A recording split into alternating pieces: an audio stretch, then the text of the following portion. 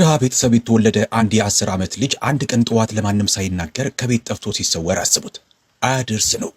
ወላጆቹ እንደሞተ አምነው ነበረ።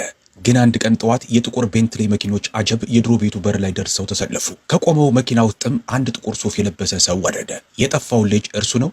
ከዚህ አስደናቂ መመለሱ ጀርባ አንድ ሚስጥር አለ። እንዴት ምንም ያልነበረው አንድ ድሃ ልጅ በዚህ ልክ እጅግ ኃያል ሰው ሊሆን ቻለ? ወላጆቹም ልጃቸውን ባዩ ጊዜ ያሳዩት አጸፋዊ ምላሽ ልባቸውን እንደሚነካው አንጠረጠርም። ቪዲዮውን ከመጀመራችን በፊት ግን ቪዲዮውን ላይክ፣ ቻናሉን ሰብስክራይብ በማድረግ አብራችሁ መሆናችሁን አሳዩን። ከየት ሆናችሁ እንደምትከታተሉንም እንደ ሁልጊዜው ንገሩን። ቀጥታ ወደ ታሪኩ እንግባ። በአንድ በኮት ዲቮር በሚገኝ ሩቅ መንደር ውስጥ አሊየን የሚባል ልጅ ይኖራል። ገና 10 ዓመቱ ነው። እናቱ በጣም ደግና ደፋር ሴት ስትሆን ለበርካታ ሳምንታቶች በከባድ በሽታ ታማ ተኝታለች። የታመመችውም አስቸኳይ ቀዶ ጥገና በሚያስፈልገው እንግዳ በሽታ ነበረ። አባቱ ሚስቱን ለማዳን የሚችለውን ነገር ሁሉ ሞክሯል። ያለውን ነገር ሁሉ በሚባል ደረጃ ሸጧል። በኋላም ተስፋ ሲያጣ በመንደር ውስጥ ተሰሚነት ካለው አንድ ከበርቴ ዘንድ ከፍተኛ መጠን ያለው ገንዘብ ተበደረ። ጀርባ የሚሰብር አንገት የሚያስደፋ ዕዳ ውስጥም ተዘፈቀ። ግን ዕጣ ፈንታ የምትሰጥ አልነበረችም። ሰብሉም ጥሩ አልነበርም። እድል ፊቷን አዞረችበት። የተበደረውን ገንዘብ መመለስ የሚቻል አልነበርም። አንድ ቀን ጠዋት ገንዘቡን ያበደራቸው ሰው መጥቶ በራቸው ላይ ቆመ። የድምፁ ቅላጼው ቀዝቃዛና ቁጣ የቀላቀለበት ነበረ። በዚህም አባቱን በውሸት በመውቀስ በሁሉም ሰው ፊት ለፍርድ እንዲቀርብ ጠየቀ። አባትም ችሎት ላይ ቀርቦ በሚንቀጠቀጥ ድምፁ የሚሰጠው ምንም ነገር እንደሌለ አብራራ። ሰውየውም የቀረ ብቸኛ ነገሩ ላይ አይኑን በመትከል ያለችውን ቁራጭ መሬት ያለምንም እዝነትና ርኅራኄ የወሰደበት። የተስፋ ቃል እንኳ ሳይሰጠው ነበር የወሰደው። ይቺ ቁራጭ መሬት ሁሉ ነገራቸው ነበረች። ስራቸው፣ ምግባቸውና ክብራቸው ነበረች። የዛን ዕለት ምሽት በቤታቸው ውስጥ ዝምታ ተፈነ። አባት፣ እናት፣ ትንሿ እህቱና ኤሊየን ጸጥ ባለው ምሽት ውስጥ አንድም ቃል ከአንደበታቸው ሳይወጣ ተቀመጡ። በቤት ውስጥ የሚሰማው ብቸኛ ነገር በጭቃ ግድግዳው ላይ የሚያፍጫጫው ነፋስ ብቻ ነበር። ኤሊየን የወላጆቹን የሐዘን የጉርምርምታ ድምፅ ሰማ። በአባቱ ድምፅ ላይ ያለውን ተስፋ መቁረጥ፣ የእናቱን የታፈነ የጭንቅ ሳቅ ሰማ።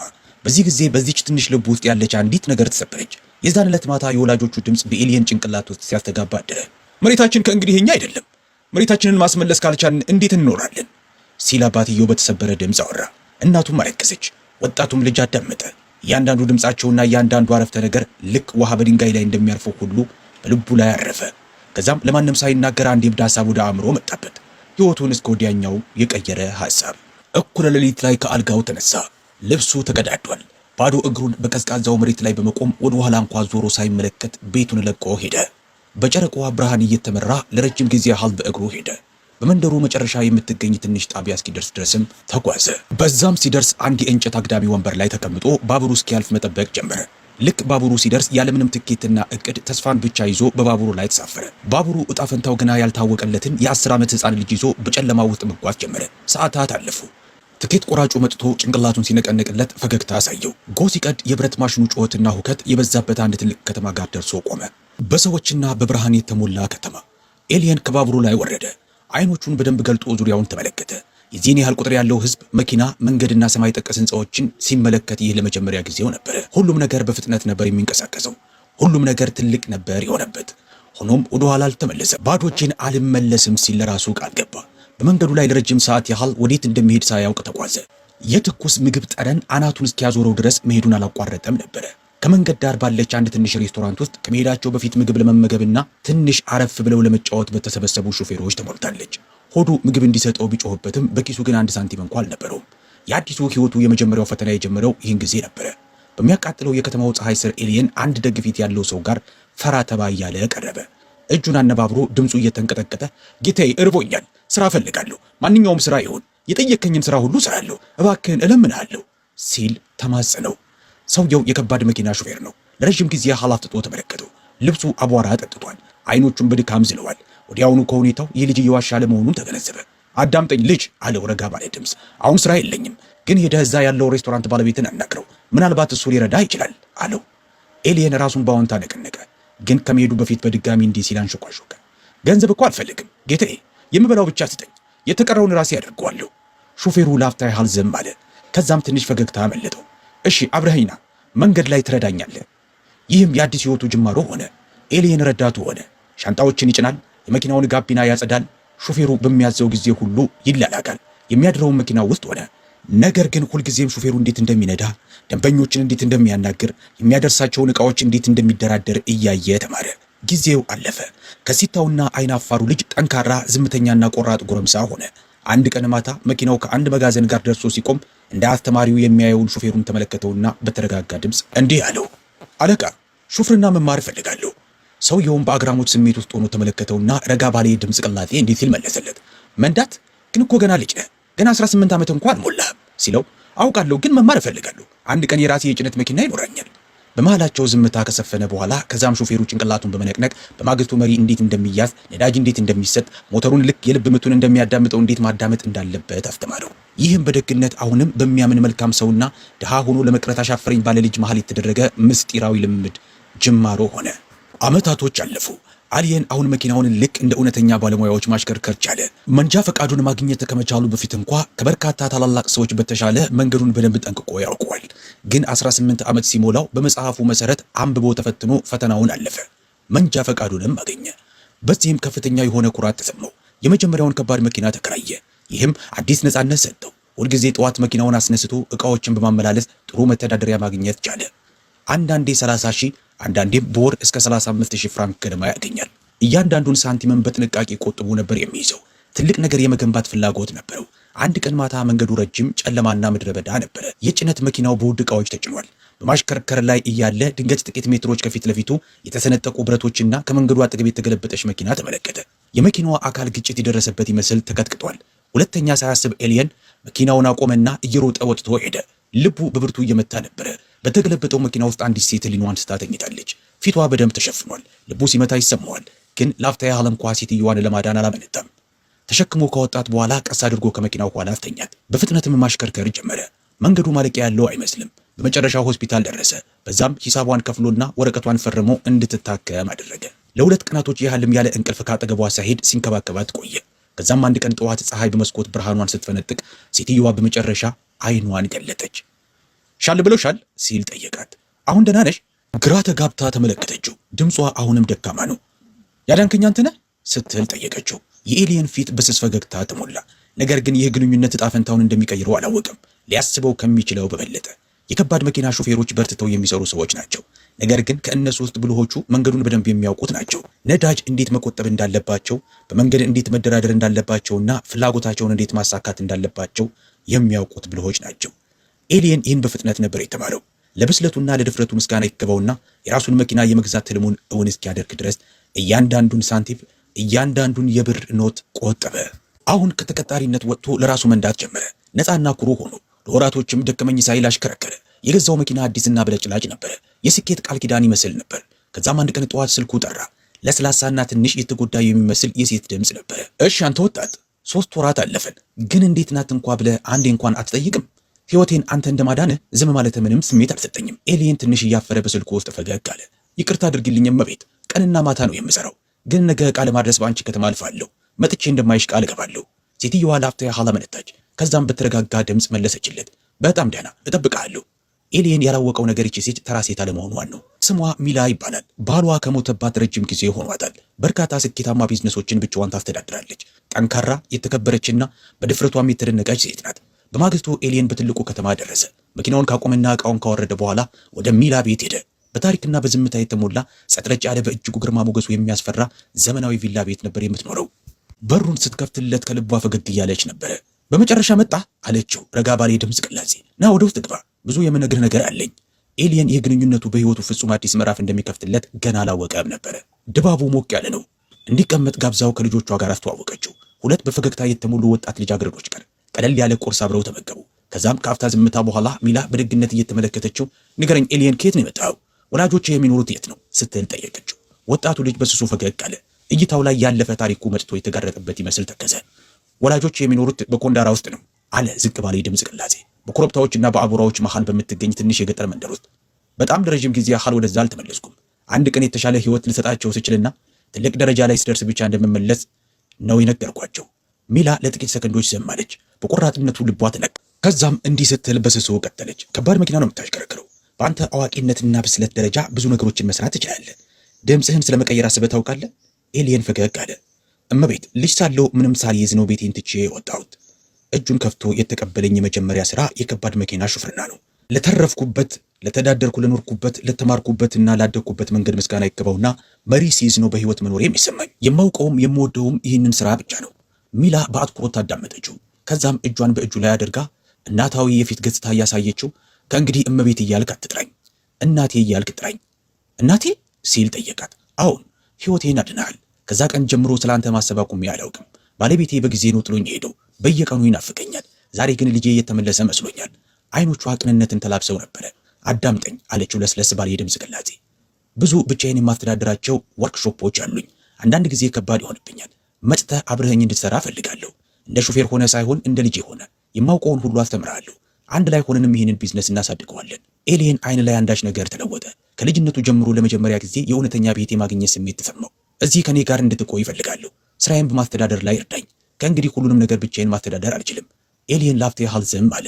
ከዛም በክብር መልስ ሰጠ። እናቴ በጣም አመሰግንሻለሁ፣ ግን የራሴ መኪና አለኝ። የኔ ህይወትም ይሄ ነው። የሹፍርና ስራዬን መቀጠሉን እመርጣለሁ አለ። ሚላ ፈገግ አለች።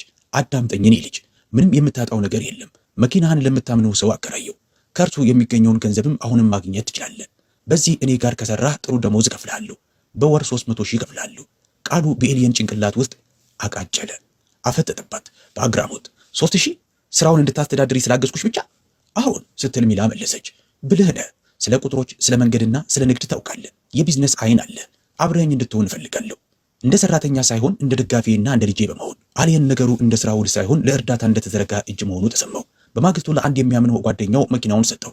ንዳ በፈለክበት መንገድ፣ ግን በወሩ መጨረሻ የምንስማማውን የገንዘብ መጠን እያመጣ ትሰጠኛለህ አለው። ከዛም ሚላን ለማግኘት ሄደ። የዛን ዕለት አዲስ ገጽ ተከፈተ። የተለየ ዓለም አገኘ። በስራ ጥድፊያ የተሞላ ቢሮ፣ በቀለም ያሸበረቁ ጨርቆች በሞሉበት መጋዘን ከሁሉም አቅጣጫ ደንበኞች ይመጣሉ። በመንገድና ትራንስፖርት ላይ ላለው ልምድ ምስጋና ይገባውና በፍጥነት ማስተዳደር፣ ማቀድና መደራደር ተማረ። በጥቂት ወራቶች ውስጥም ካምፓኒው የበለጠ ትርፋማ ሆነ። ሚላ የኩራት ስሜት ተሰማት። ዓመታቶች አለፉ። 4 እና 5 ዓመታቶች። ለኤሊየን በከተማ ውስጥ የሚገኝ ትልቅ ቤት ሰጠችው። ሰፊና ቅንጡ ግቢ ያለው። ቀስ በቀስ ጊዜው እያለፈ ሲሄድ የኤሊየን ዕጣ ፈንታ ሁልጊዜ ሲያልመው በነበረው መንገድ ቅርጽ እየያዘ መጣ። የተሳካለት ሰው ሆነ።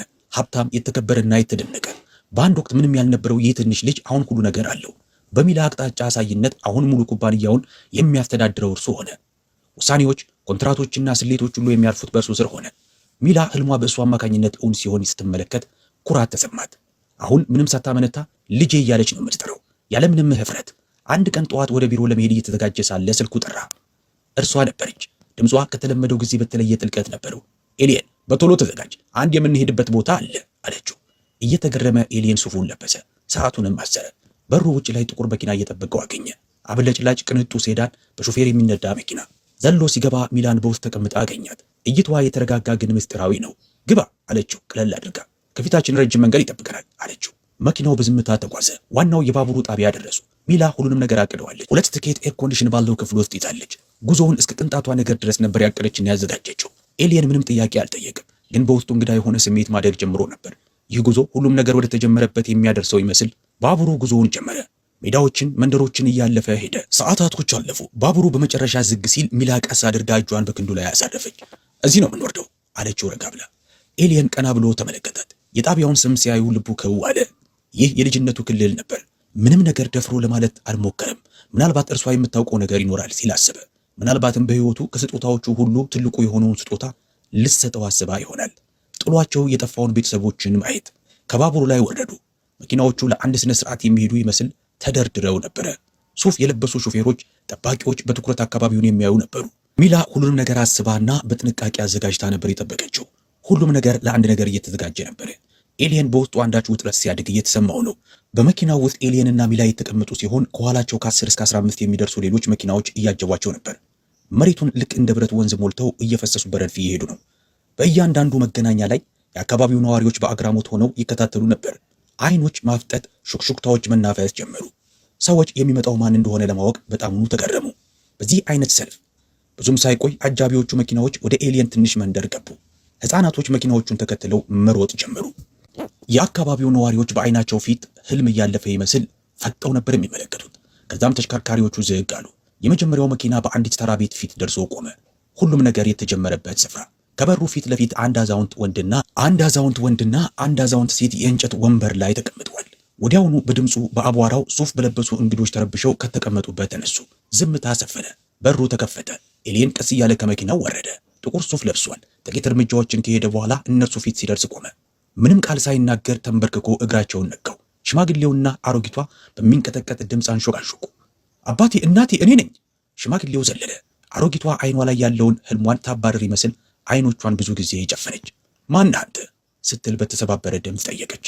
ኤሊየን ቀስ በቀስ ቀና አለ። አይኖቿ በእንባ ተሞልተዋል። እኔ ነኝ ልጃችሁ። ዝምታ ሆነ። ከዛም ልቅሶ። እናቱ እጇን አፏ ላይ ያደረገች። መናገር አቅቷት። አባቱ ገሃዱ እያታለለው ይመስል ወደ ኋላ ተራመደ። ይህ ልጅ ዩሱፍ የለበሰ ሰው በመኪናዎች ዙሪያው የተከበበ የእውነት ልጃቸው ሊሆን ይችላል? ግን በድምፁና በአይኖቹ ላይ ከረጅም ጊዜ በፊት የጠፋባቸው ልጃቸው ላይ የነበረው አይነት ብልጭታ ይታያል። አባቴ፣ እናቴ፣ እኔ ነኝ ልጃችሁ የሚለው ቃል ከአንደበቱ እንደወጣ በዙሪያው ቆመው በነበሩ ሰዎች መሃል ከፍተኛ መደናገጥና መደነቅ ተሰማ። የኤሊየን እናት ተጠመጠመችበት። እየተንቀጠቀጠች ልክ እንደ ሕፃን ልጅ ተንሰቅሰቃ አለቀሰች። አባትየው ለጥቂት ሰከንዶች ባለበት ቀጥ ብሎ ቆመ። ከዛም ሁለቱንም አቀፋቸው። ሶስቱም ምንም ቃል ሳይተነፍሱ ተንሰቅስቀው አለቀሱ። የትንፋሻቸው፣ የለቅሷቸውና የልብ ትርታቸው ድምፅ መምታት ሲጀምር ጎረቤቶቻቸው ከርቀት ቆመው ሁኔታውን መመልከት ያዙ። አንዳንዶች የሚያዩትን ነገር ማመን አቅቷቸዋል። ሙቷል ብሎ ሁሉም ሰው ሲያስበው የነበረው ይህ ልጅ አሁን ተመልሶ መጣ። እናም በእጅጉ ኃያል ሰው ሆኗል። በአጃቢዎቹም ዙሪያው ተከቧል። ግን ያው ልጅ ነው። ለቅሶ በመጨረሻ ሲቆም አባት በሚንቀጠቀጥ ድምፅ ተናገሩ። ንገረኝ እኔ ልጅ፣ ለምን የዛን ዕለት ምንም ሳትል ሄድክ? ይህን ሁሉ ጊዜ ሴት ነበርክ? አባቱ ጠየቀ። ከዛም ኤሊየን ሁሉንም ነገር ነገረው። ማምለጡን፣ መራቡን፣ በምስጢር ይዞት ስለሄደው ባቡር፣ ስለ ዓመታት ስራው፣ ስለ መኪናው፣ ስለ ሚላ፣ ስለ ኩባንያው እያንዳንዱ ቃል እውነት አይመስልም ነበረ። ለማመን እንደሚከብድ ታሪክ ነበረ። ከዛም ቀስ በቀስ ድምፁን በማኩላት ይህ መሬት እኔ ከሄድኩ በኋላ ምን ሆነ? ሽማግሌው በረጅሙ ተነፈሱ። አንተ ከጠፋ በኋላ ሁሉንም ነገር ሞከርን፣ ቅሬታም አቀረብን። ገንዘብ ያበደረኝ የመሬት ባላባት በየቀኑ እየመጣ ያስፈራራን ነበረ። እርሱን ስጠፋ ያደረገ መስሎንም ነበረ። ለዓመታት ፈለግን፣ ጠየቅን፣ ግን የሆነ ደረጃ ላይ የማይቀበሉትን ለመቀበል ወሰንን። የሞትክ መስሎን ነበረ የኔ ልጅ። ልብ በሚሰብር ቃል ነበረ። ኤሊየን አይኖቹ በእንባ ተሞልተው ቀስ አድርጎ የአባቱን እጅ ያዘ። አባቴ፣ ያ ጊዜ አብቅቷል። ዛሬ ምንም ነገር ሆነ ማንም ሰው ሊያዋርደን አይችልም። ወሬው በመላው መንደሩ ውስጥ ተስፋፋ። ሰዎች እየሮጡ መጡ፣ አይናቸው ተበልጥጦ እያንሾካሾኩ። የጠፋው ልጅ ሞቷል የተባለው ልጅ ተመልሶ መጣ። ሀብታምም ሆኗል። ፊቶች በሩ፣ ጎረቤቶች ቀረቡ፣ አይናቸው በደስታና በአድናቆት ተሞልቶ። ሚላ ከኋላ ቀረት ብላ ነበረ። ወደፊት መጣች። ኤሊየን እጇን ያዘው። አባቴ፣ እናቴ፣ ሕይወትን በድጋሚ የሰጠችኝ ሴት ይህች ናት። ምንም በሌለኝ ጊዜ የደረሰችልኝ። በምስጋና ሰላምታ ሰጥቷት ሁሉም አንድ ላይ ተቀመጡ። በድሮ ቤቱ ፊት ለፊት አወሩ፣ ሳቁ፣ አለቀሱ። ለመጀመሪያ ጊዜ በ20 ዓመት ጊዜ ውስጥ በዚህ ቤት በድጋሚ ቤተሰብ ሳቅና ሰላም ተሰማ። የዛን ዕለት ማታ ሚላ መንደሩ ውስጥ አደረች። ሲነጋ ሄደች። ኤሊየን ለጥቂት ተጨማሪ ቀናቶች ቆየ። በሳቅ በትዝታዎች የተሞላ ቆንጆ ጊዜ። ትንሽ እህቱ በልጅነቱ ጥሏት ሄዶ የነበረው አሁን ወጣት ሆናለች። ተመለከታት። የጠፋውን ጊዜ ለመካስ የፈለገ ይመስል ተኩሩ ለረጅም ጊዜ ያህል አያት። ከዛም ወደ ከተማው ተመለሰ። ሚላ ወደ ሰጠችው ትልቅ ቤት። ኤሊየን በመጨረሻ ለረጅም ጊዜ ያህል ሲፈልገው የነበረውን ነገር አገኘ። ሰላምን። ዓመታቶች አለፉ። እህቱ በደስታ በተሞላ ስነ ስርዓት አገባች። ኤሊየን በወላጆቹ ተከቦ አሁንም ያለቅሳል። ግን የአሁኑ ለቅሶ የደስታ ለቅሶ እንጂ የሐዘን አልነበረም። በ10 ዓመቱ ቃል ገብቶ የነበረው ነገር ሁሉ አሳካ። ድህነትን ትቶ መንገዱን ተጋፍጦ ሀብቱን ገነባ። ቤተሰቦችን አገኘ። በልቡም ውስጥ ያለ ሚላ ይህ አንዱም ነገር እንደማይሳካ ያውቀዋል። ስለዚህ ታሪክ የተሰማችሁን በኮሜንት ላይ ንገሩኝ። ከጨረሳችሁትም ጨርሰናል ብላችሁ ጻፉልኝ። ከየት ሆናችሁ እንደምትከታተሉኝም ጻፉልኝ። በሌላ ቪዲዮ እስከምን